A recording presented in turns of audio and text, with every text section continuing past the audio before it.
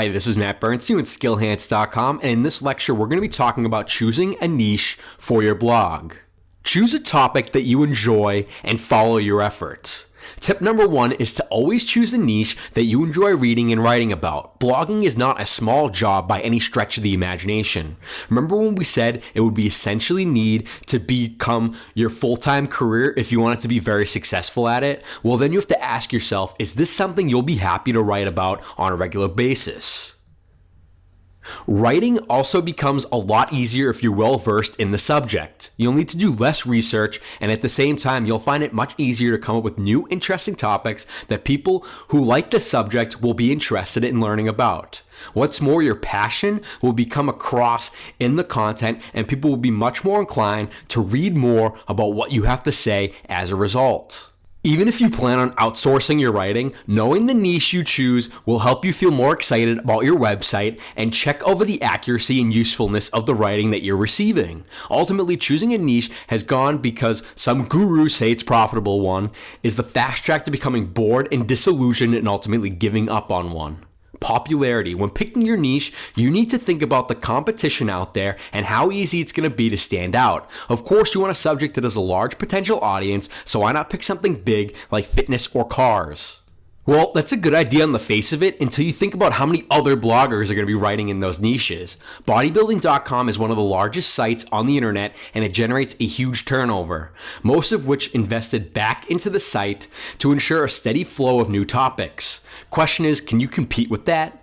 Are you going to be able to compete with any of those sites to get to page 1 of Google? On the other hand, if you choose to blog about Udemy instructor strategies, you're likely to find that there's a much smaller audience, but also far less competition. The best case scenario then is to find a topic that is popular, but isn't so popular that it's going to attract lots of huge companies and top name bloggers. Think things like forging, knitting, writing, parkour are all big without attracting too much attention. Broad versus specific topics. Another strategy is to start with a topic that has a broad appeal, but then narrow it down into something more specific. For instance, if you like fitness, how about picking a certain area of fitness, such as running or CrossFit? Alternatively, what about targeting a specific group of people? For instance, fitness for diabetics. Or you can try combining 2 different topics. A great example of this is the blog Nerd Fitness.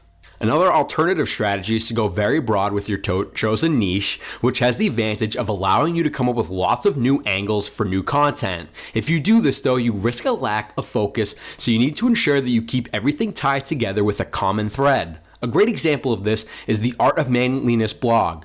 This blog writes about anything that could be considered manly. So that includes editorials of the role of the modern man, but also posts on how to smoke cigar or enjoy whiskey, and posts about how to raise a child. This gives a huge broad range of topics for the writers while still having a very strong brand identity and focus. Choosing a profitable market.